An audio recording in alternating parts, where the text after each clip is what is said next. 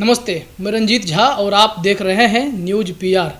क्या नीति आयोग की रिपोर्ट पर सवाल खड़े किए जा सकते हैं?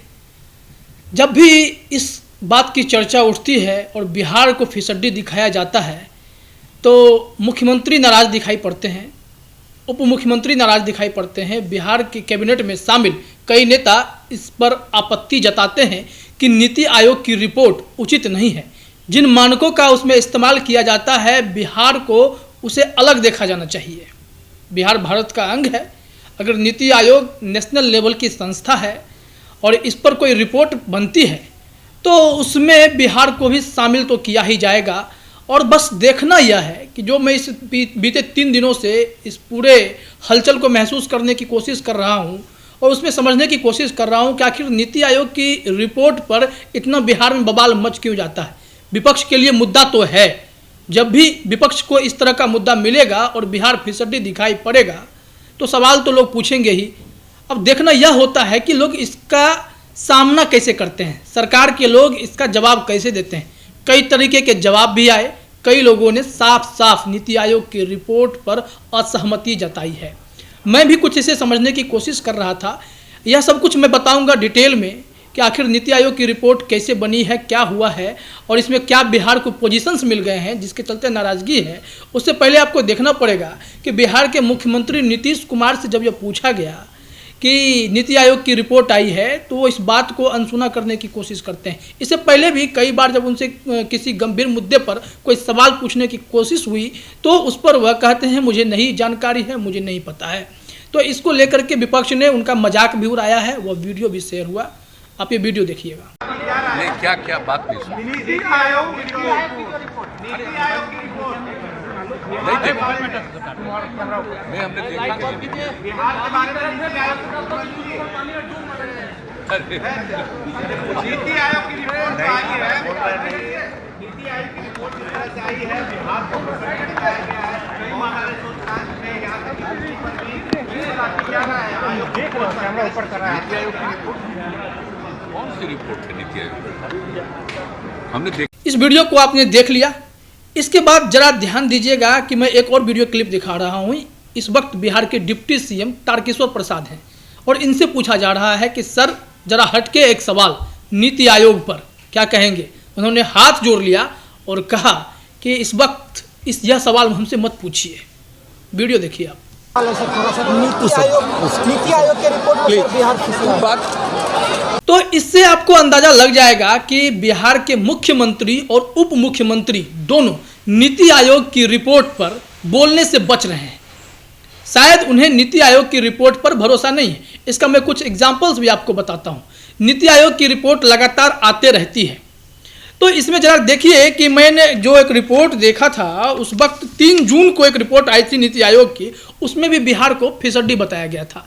तब शिक्षा मंत्री ने कहा था कि नीति आयोग का तरीका बिल्कुल गलत है। जिन मानकों पर बिहार को खड़ा किया जाता है उस मानकों पर बिहार फिट नहीं बैठेगा। बिहार के लिए अलग से सोचना चाहिए और धरातल पर आकर के चीज़ों को देखनी चाहिए।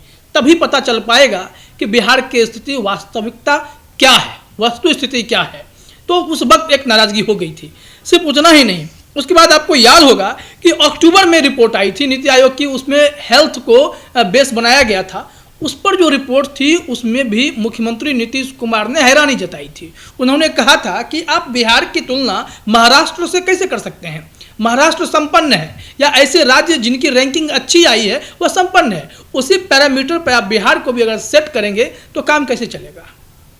उन्होंने इस पर आश्चर्य जताते हुए कहा था कि जरा सोचना चाहिए नीति आयोग वालों को, और जब मैं वहाँ मुझे बात कहने का मौका मिलेगा तो मैं वहाँ भी अपनी बात रखूँगा कि बिहार के लिए अलग नज़रिया बनाइए।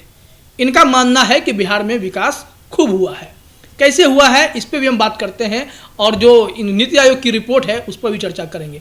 तो मैं चूँकि आपको याद दिला रहा था कि बैक टू बैक जो ये रिपोर्ट पर प्रतिक्रिया है, उस वक्त अक्टूबर पर मुख्यमंत्री बोल दिए, लेकिन जब यह नवंबर के आखिरी में रिपोर्ट आई है तो इस पर मुख्यमंत्री जो है चुप्पी साध रहे हैं।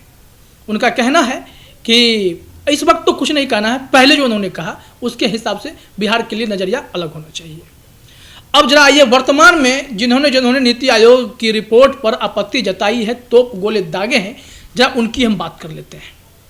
ललन सिंह लगातार लिख रहे हैं जदयू के सुप्रीमो है, सांसद हैं, और उन्होंने इस पर अपनी प्रतिक्रिया दी है।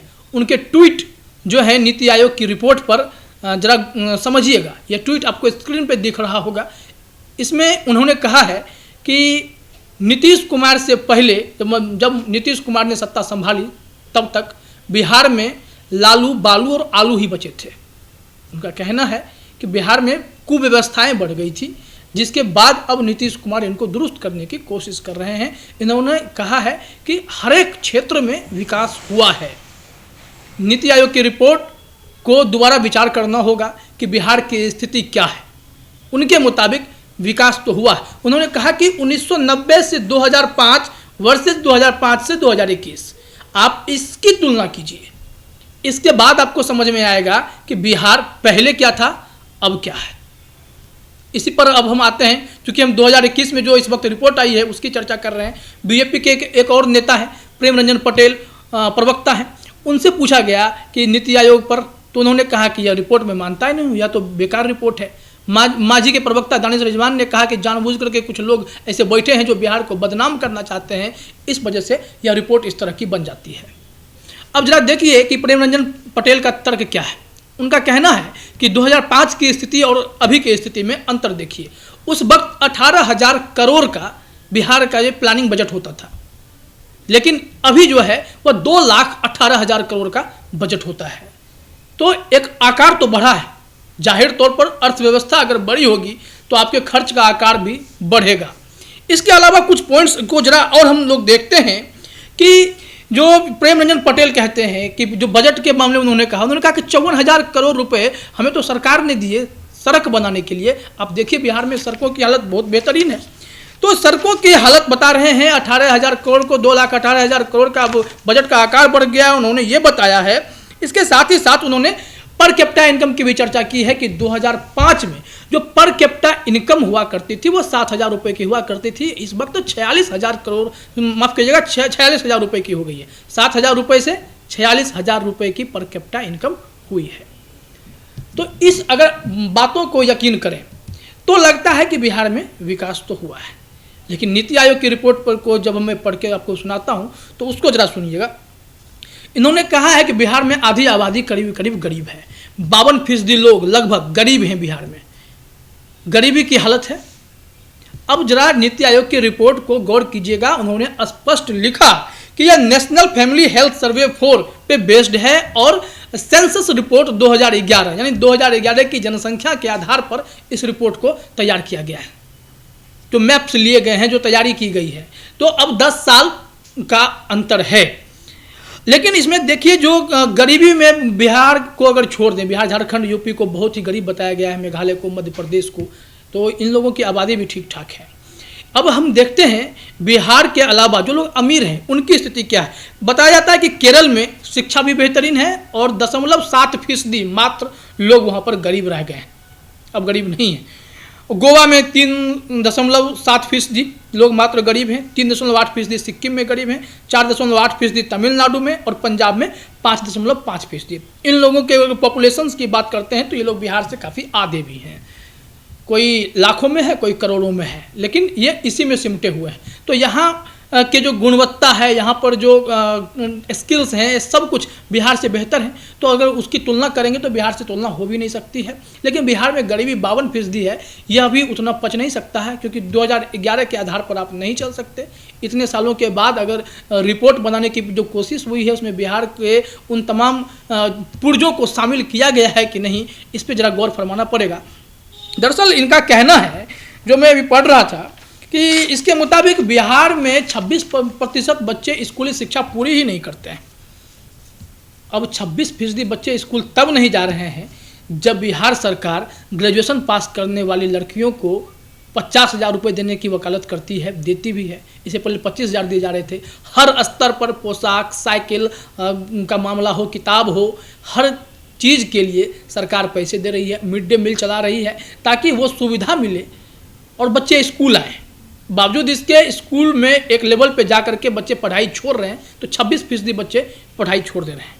इसी में सबसे बड़ा सवाल उठा और हमारे बिजली मंत्री विजेंद्र यादव ने जो है सीधा सीधा सवाल खड़ा कर दिया कि ये हम कैसे मान सकते हैं कि बिहार में 40% घरों में बिजली ही नहीं है। हमने जो 6700 मेगावाट बिजली उत्पन्न कराई वह क्या गंगा में समा गई या आसमान निकल गया? एक सवाल था कि नीति आयोग की रिपोर्ट पर आप इस तरह से सवाल खड़े कर सकते हैं कि अगर ये बता रहे हैं कि हमने अगर इतनी चीज़ें की हैं तो आपकी रिपोर्ट में वो चीज़ें दिखाई क्यों नहीं पड़ रही? कैसे मान लें कि 40% घरों में बिजली नहीं है? उन्होंने विजेंद्र यादव ने कहा कि हमारे बिजली के मॉडल को, हर घर बिजली के मॉडल को केंद्र सरकार ने अडॉप्ट किया, तो हम बिजली के मामले में इतने फैसिलिटी कैसे हो सकते हैं? इसका जवाब भी तो नीति आयोग को देना पड़ेगा। जो अमिताभ कांत वहाँ पर हैं, जो CEO हैं, वो देखते हैं इन चीज़ों को, तो उन्हें देखना ही पड़ेगा। ये एक सवाल है। और जो इसको कहा जाता है कि ये national multi dimensional poverty index, MPI बोलते हैं, MPI के आधार पर यह पूरी रिपोर्ट तैयार की जाती है और इसी रिपोर्ट पर सब कुछ तय होता है कि स्वास्थ्य, शिक्षा और इन मामलों में हम कहाँ खड़े होते हैं। तो इस मामले में हमने देखा कि बैंक अकाउंट भी 26% लोगों के पास नहीं है। गैस कनेक्शन की बात करें तो बताया जाता है कि अभी भी 63% लोग ऐसे हैं जो कि पारंपरिक ईंधन पर खाना बना रहे हैं, मतलब गैस कनेक्शन उनके पास नहीं है। ये कैसे हो सकता है? 74% लोगों के पास घर नहीं है। यहाँ जब केंद्र सरकार यह कह रही है कि 2022 के आखिर तक में हम सबको घर दे देंगे, तो बिहार में 74% लोग घर से वंचित रह जाएंगे। यह पचता है क्या? तो नीतीश सरकार के मन में अगर कुछ सवाल है तो इस सवाल पर नीति आयोग को भी जवाब देना होगा कि उन्होंने किस आंकड़े को आधार बनाया और कैसे इस पूरी रिपोर्ट को उन्होंने तैयार कर दिया है। परिवार की आर्थिक स्थिति, अभाव क्या है, इन सबको इसमें शामिल किया गया। इसमें अगर आप देखेंगे तो हेल्थ, एजुकेशन और लाइफ स्टैंडर्ड की मैं बात कर रहा था कि जीवन स्तर, इन सब मुद्दों को ध्यान में रखते हुए इस इंडेक्स पर बिहार की तुलना बाकी राज्यों से कर दी गई। शिक्षा, स्वास्थ्य में फीसदी बताया गया। और अगर देखा जाए मैटरनल हेल्थ, न्यूट्रिशन, गरीबी, स्कूल अटेंडेंस, तो ये सब कुछ जो है, कुकिंग फ्यूल, इलेक्ट्रिसिटी, ये सब में बिहार को निचले स्तर पर रख दिया गया। देखिए इलेक्ट्रिसिटी को निचले स्तर पर रख दिया जा रहा है। अगर उज्ज्वला योजना की बात करते हैं तो गैस कनेक्शन क्या बिहार प्रोवाइड नहीं कर पाया होगा? तो 74% घरों में गैस कनेक्शन नहीं होना, ये मुझे लगता है कि 2011 के मामलों पे ही 2021 तक का रिपोर्ट नीति आयोग तैयार कर दे रहा है। आखिर क्या जनसंख्या के आने के इंतजार हो रही है क्या कि गिनती हो जाए? जो सरकार बार बार कह रही है कि जातिगत जनगणना को भी शामिल कर लीजिए, क्या उसका इंतजार हो रहा है? ये बड़ा सवाल है। और मैं इन चीज़ों को देख रहा था कि मैटरनल हेल्थ चलिए मान सकता हूँ, लेकिन यहाँ भी अगर देखा जाए तो आंगनबाड़ी, आशा बहू, ये कई तरह के वर्कर्स का काम कर रहे हैं, तो ये इन्हीं लोगों के लिए तो काम कर रहे हैं। तो बावजूद इसके बिहार में चीज़ें दुरुस्त क्यों नहीं हो रही? सड़कों की बात करते हैं तो सड़कें बन रही है। हाँ, ललन सिंह ने कहा कि क्राइम और स्पीडी ट्रायल में बिहार ने ठीक ठाक काम किया है, क्राइम कंट्रोल हुआ है। लेकिन अगर देखा जाए कि अभी जो एक इंडेक्स आया था, उस इंडेक्स को मैं देख रहा था, उसमें तो बिहार को बहुत ही खराब रैंकिंग हुआ है। पुलिसिंग रैंकिंग इंडेक्स जो होता है, IPF स्मार्ट पुलिसिंग इंडेक्स, तो इसमें यह देखा जाता है कि किस राज्य की पुलिस कितनी अच्छी है जनता के प्रति। अगर देखा जाए तो इसमें पुलिस की स्थिति बहुत खराब है बिहार में। लगभग आधे लोगों को पुलिस पे भरोसा ही नहीं है। पुलिस पर विश्वास के मामले में 509 मात्र मार्क्स मिले हैं। भ्रष्टाचार मुक्त पुलिस कोई है उसमें मात्र 4% मिले हैं। तो इससे आप अंदाज लगा सकते हैं कि क्या है। टेक्नोलॉजी का इस्तेमाल करने में भी मात्र 5 मिले हैं पॉइंट, रिस्पॉन्सिबल में भी 5 मिले हैं, सेंसिटिवनेस कितनी है, संवेदनशीलता कितनी है उसमें भी 5, तो फ्रेंडली कितनी है पुलिस 5, निष्पक्ष कितनी है तो 5, तो ओवरऑल देखा जाए तो 5.74। तो पुलिस की छवि तो बिहार में अच्छी ही नहीं है। और SCRB और NCRB की रिपोर्ट बताती है कि बिहार में भले आंकड़े में देखें क्राइम का ग्राफ घटा है, लेकिन वास्तविक स्थिति देखें तो क्राइम लगातार बढ़ता हुआ दिखाई पड़ता है। तो कई मामलों पे आप नीति आयोग से अलग राय रख सकते हैं और कई मामलों पर नीति आयोग को भी थोड़ा सा देखना पड़ेगा कि जिस बेसिक रूल्स को उन्होंने फॉलो किया, जो MPI उन्होंने बनाई, उस पर उनको देखना पड़ेगा कि कैसे यह चीज़ें आप तय कर पाते हैं कि बिहार में बिजली नहीं है या गैस कनेक्शन नहीं है, चूल्हा नहीं है। इस पर लेकर के अगर बिहार में विकास नहीं होता अगर तो देखिए कि बिहार में बेटियों का औसत बताया जा रहा है कि 1000 लड़कों पर 1090 हो रखा है। अब तो बेटियां तो बढ़ गई ना बिहार में, तो ये तो खुश हो जाने वाली बात है। तभी तो कहा गया था कि जो एक कहाँ पे किस राज्य के लोग हैं, ब्राह्मण हैं, पंडित हैं, उन 40,000 दूल्हों को बिहार पर नज़र है कि लड़कियां यहीं मिलेंगी। तो इसे समझ सकते हैं कि 1090 लड़कियां यहाँ पर हैं। तो थोड़ा सा रिपोर्ट को फिर से जरा एक बार संशोधित करने की मुझे लगता है ज़रूरत भी है नीति आयोग को। बाकी जो मैं आंकड़े देख पा रहा हूँ, इस आंकड़े के हिसाब से सारी चीज़ें अब लगभग आपको भी क्लियर होंगी कि doctor Rajiv Kumar vice chairman हैं नीति आयोग के, और अमिताभ कांत जो सीईओ हैं, उन्होंने जब रिपोर्ट बनाई होगी तो शायद बिहार को कागजी स्तर पर ही देख लिया होगा, पुराने आंकड़ों को ही समझने की कोशिश की गई होगी, और जो वर्तमान में स्थिति है उसका हिसाब गणित लगाने की शायद जद्दोजहद नहीं की गई है। हालांकि बड़ा सवाल यह है कि बिहार के मुख्यमंत्री की चुप्पी या फिर डिप्टी सीएम के चुप हो जाने के बाद नीति आयोग पर उस रिपोर्ट पर क्या कहती है, इस सवाल को लेकर के लगातार लोग कांटेक्ट करने की कोशिश कर रहे हैं, मुख्यमंत्री से बात करने की कोशिश कर रहे हैं या फिर डिप्टी सीएम से बात करने की कोशिश कर रहे हैं, लेकिन वो बोलना नहीं चाह रहे। हालांकि अलग अलग लोगों ने अपनी अपनी प्रतिक्रिया दे करके यह साबित करने की कोशिश की है बिहार को आप जितना फैसिलिटी बता रहे हैं उतना है नहीं। विपक्ष के लिए यह मौका हो सकता है, लेकिन बिहार वासियों को भी सोचना पड़ेगा, क्या नीति आयोग में जो बातें बताई जाती हैं 100% वह सही है क्या नीति आयोग की रिपोर्ट में खामियां नहीं हो सकती हैं? अगर ये रिपोर्ट बनाई जा रही है तो किन मानकों को शामिल किया गया है, क्या किसी से कंपैरिजन किया गया है, कौन सी रैंकिंग दी गई है, इन तमाम चीज़ों को देखने के बाद ही एक सॉलिड रास्ता निकल सकता है। क्योंकि जो मैं वर्तमान में इन लोगों की बातों को सुना, नेताओं की बातों को, उनके आंकड़ों को, बिहार की स्थिति को, बिहार के बजट के आकार को, एजुकेशन में किए गए उठाए गए कदम को, तो इससे आप कह सकते हैं कि बिहार की स्थिति जो है, हालांकि बेरोजगारी के मामले में बिहार पर असर तो है, लेकिन कई मामलों में अगर देखा जाए तो बिहार विकास की ओर है। सड़कें बन रही हैं, स्कूली सिस्टम को दुरुस्त करने की कोशिश हो रही है, लेकिन वो उस हिसाब का नहीं दिखता। बेरोजगारी का मुद्दा हमेशा रहेगा, क्योंकि बहाली प्रक्रिया पर यहाँ पर करप्शन है, सवाल है, लोग उठाते ही उठाते हैं। लेकिन नीति आयोग की रिपोर्ट कितनी सही है, उसमें नीतीश कुमार की चुप्पी नीति आयोग की रिपोर्ट को बल दे रही है, या डिप्टी सीएम की चुप्पी बल दे रही है, या फिर अन्य नेताओं के द्वारा नीति आयोग की रिपोर्ट को खंडन करने की जो कोशिश हो रही है, उससे क्या नीति आयोग का भी कुछ जवाब आएगा, इन सब पर हमारी नज़र बनी रहेगी। लेकिन ये पूरे जो डेटाज हैं, जो आंकड़े हैं, वो बता रहे हैं कि बिहार की आधी आबादी गरीब है। अब पटना सबसे अमीर है, तो अलग अलग जिलों की क्या स्थिति है, इससे आप अंदाज़ा लगा सकते हैं कौन राज्य कितना अमीर कितना गरीब। लेकिन 52% लोग गरीब हैं, तो सवाल तो लोग पूछेंगे ही।